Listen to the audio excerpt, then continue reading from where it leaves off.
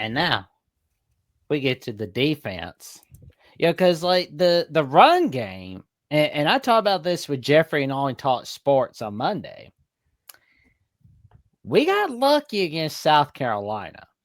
And I saw some holes, and we all saw some holes against Tennessee for a little bit, especially when Tennessee scored that second touchdown of the game against us. A couple weeks back with Derek Bishop making that humongous run. I'm worried about the stopping the run game on defense. But how are you feeling about all of the defense as a whole so far, midway through the season? Well, I agree that in terms of is Alabama better at stopping the run or stopping the pass, I think we're a little better, in dealing with the pass than they are the run. However, it's not terrible. It's not bad. It just needs to be better. And I think you can say that about virtually everyone. Ironically, like I said, ESPN's stat nerds say Alabama's got the 15th most efficient offense. They also say Alabama's got the 15th most efficient defense. I mean, it's crazy that they're both ranked the same, and they feel about the same. It needs to be better. It's not perfect, but it's been really good. It's been really good. And against the nation's fourth toughest schedule. It's the number 2 schedule going in this weekend. ESPN says it's number 4 now. So even against the fourth toughest schedule in the country, that's who you're playing every week. I think the defense has held up really well. Again, the pass rush needs to be better. I think they've generated some turnovers. Most importantly, they make the game-winning plays. Last week had a perfect example. The defense wasn't superb. It wasn't elite. It wasn't fantastic. But you know what they did? They won the game. Deshaun's pick 6 and the Deontay Lawson strip, those were the 2 plays that won the game. And I think that that's kind of been Alabama's MO on defense all year. They make the plays that win the game. They're not perfect. They need to get better, but it's really good. I'm really impressed by Kane Womack and all the changes he's made. It's a different defense than a year ago. They've added a lot more personnel packages. They play a lot of guys. I've been impressed by Kane Womack. I think he's done a really good job. Oh, that's why I call him the Walmart bat. And, like you make an excellent point about the defense making humongous plays, Jimmy, because, one example was Justin Jefferson on that third down play where he was moving on up, finally getting a piece of that pie against Missouri, in the fourth quarter. And we stopped and Dijon Lee getting that interception. And, Keon Keeley, you've given him a lot of praise, matter of fact, Jimmy.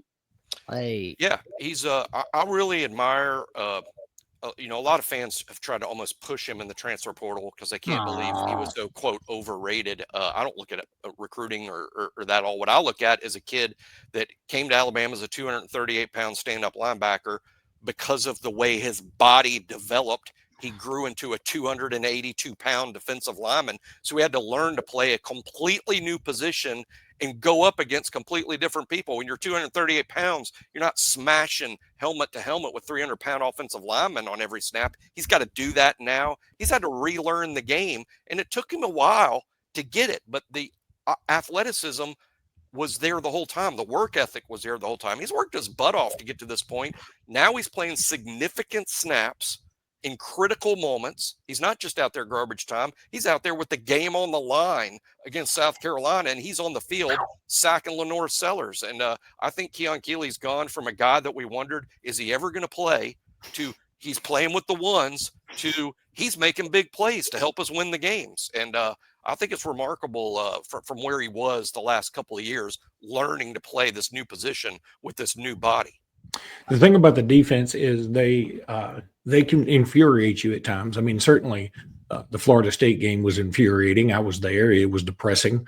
One of the most watched shows we've ever done was me leaving the stadium practically on antidepressants, trying to talk to Jimmy through a phone. I mean, it was just heartbreaking. And I mean, I was just disgusted. And I think Womack got a lot of the blame for that, honestly. And he probably didn't deserve it, but he did. And then you look at something like Missouri. The defense is okay. They give up some plays. They give up a first drive touchdown again, but they make a big play at the end to seal the game with an interception. You look at Vanderbilt. They give up a 70-something yard touchdown run at the very beginning. You're like, Kane Womack, I actually tweeted this. We're going to fire you into the sun. I mean, this is awful.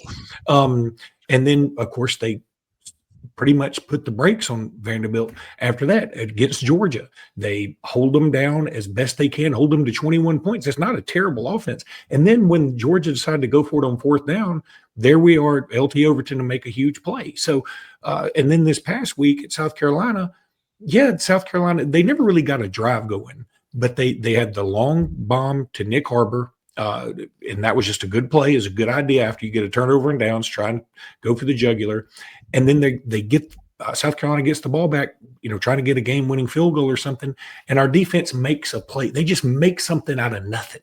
Deontay Lawson, very smart play to go in there and rip at that ball. There are actually two guys ripping at that ball. But, I mean, they haven't. That's why I would give them more like B- to B, because I'm not going to give them – I don't think they've been as good as the offense, but they hadn't been far from it. The one thing about the defense, it feels like every time I want to fall in love with one of the defenders, they disappear for a bit. Like not long, but just long enough to be like, oh yeah, he's on the team. I mean, Damani Jackson, how many times have we called his name, lately?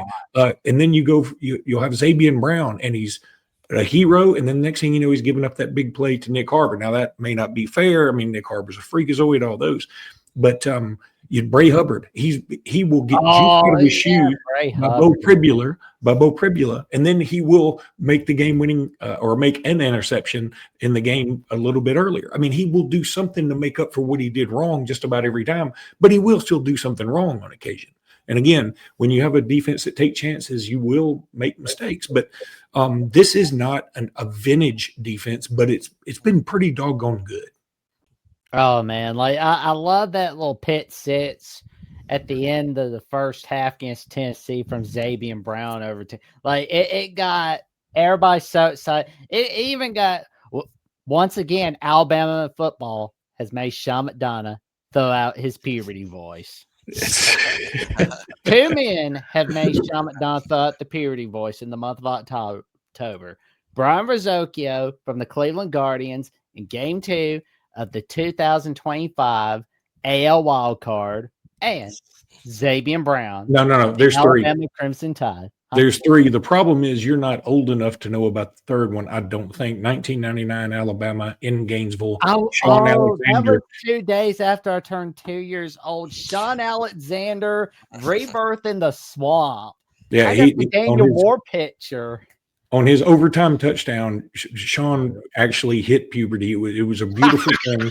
It was something they should be studied in biology and anatomy classes. It was crazy. So long ago, it's probably biologically true. I love it when McDonough calls Alabama games, especially for 2018 national title on ESPN radio and with Alabama Tennessee. That should be a game day tradition for Alabama Tennessee. Just have Sean McDonough call Alabama Tennessee. But back to our defense. Oh man, B is a good grade. It keeps you out of trouble. Well, let's throw this in there though. How many A's are you giving out to anybody? I mean, you want to give Ohio State some A's, okay? But if everybody's gonna point and laugh at Texas, let's also point and laugh at the fact that Ohio State only beat them 14-7. Yeah. Right? I mean, look at who Ohio State's played. They miss Oregon, who, by the way, everybody loves Oregon. They've played one decent team and got beat by 10 at home. So, I mean, how many A's are you giving out? So a B is this year's A. The small handful of teams that have better numbers than Alabama have not played Alabama's schedule. And you got to factor that in. I've been talking about how on that ESPN efficiency rating where they rank the offense the 15th most efficient in the country, defense 15th most efficient. There are only 3 teams that are above Alabama in both. And they are those Big Ten teams, Ohio State, Indiana, Oregon. Really good teams, but putting up better numbers than Alabama in part because of the schedule. Alabama's just played a much tougher schedule than those 3 teams. Doesn't mean they're not good. They might be really good. They just haven't been tested like Alabama. Alabama's put up impressive numbers against a really good schedule. That's why I give the defense a B. I'll use Jackson's Zabian Brown play as an example of, the defense lets them come all the way down the field, all the way down the 2-yard line. Tennessee scores there. The halftime score is 16-14, and it's a dogfight. But at the very last moment possible, the defense makes a huge play. Zabian runs back 99 yards. Now Alabama's got a 23-7 lead that feels really solid because of that big play by the defense. The same defense that let Tennessee drive all the way down to the 2-yard line with the game on the line. So they're not perfect. It can't be an A just based on Florida State alone. It can't be an A, but it's far from a D or an F. It's in B or C range. And I say B because, again, 15th best, most efficient defense in the country against the nation's number 4 schedule. I'll also point out one last thing that's kind of an anomaly. And Luke, you guys both actually sort of alluded to this. It's crazy the defense can be this good, but have so few true all-star candidates. When you're talking about the best players in the SEC, it's a stretch to put LT Overton there, to put Justin Jefferson or Deontay Lawson there, to even put Bray Hubbard there, who I think would have the best case for being all SEC. Maybe Zabian, but he's also given up some plays. So that also is why it can't be an A. There isn't a standout that you want to just throw all the awards at. It's been a team effort, and again, a good job by Kane Womack, I think, squeezing sort of maximum potential out of this group. Oh, man. Well, and James Smith definitely needs to make sure he can stay out of trouble. He can do that. He's good to go. He needs to stay out of the neutral zone. That's all he's got to do. If he can just stay out of the neutral zone, I think we're fine. Yeah, I mean, we just got to put him in the auto zone. We're good. He's had a good year. I mean, I'm probably as guilty. These fans expect too much. I'm probably guilty of that myself. I kind of thought this might be a breakout year for him, and that late in the year we'd be talking first round. He hadn't been that guy. Not yet. He's shown flashes of it, but the great players don't play in flashes. They're consistently really good, and he hasn't been that yet. But he is definitely showing year-to-year improvement. He's better this year than he was last year. He was better last year than he was as a freshman. He's getting better and better. So hopefully, based on what we've seen so far, he comes back and plays his senior year at Alabama. I think he'll be a really good player. Ooh, there we go. There we go. Wouldn't it be something and maybe it'd be because of the injury, so you don't want to wish that or anything, but if Quay Russo and James Smith both came back, that'd be pretty amazing. I'll just be completely honest. I'm rarely this negative, but Quay Russo especially has no business leaving for the draft yet. He's not a proven great college player yet. I see all the potential, just like I see all the potential in James Smith. But to me, you got to be a little bit more proven than those guys have been. And I still think there's untapped college potential. They should stay at Alabama, earn their rev share money, earn their NIL money, improve before heading on to the draft. So if they're listening, and they should be to the show, if they're listening, stay in school. There you go. Because knowledge is power. And then cue the Schoolhouse Rock music. There you go. Knowledge is good. I mean, Alabama football and Schoolhouse Rock both work for Disney technically. So, I mean, you can do that. I like it. Oh, man.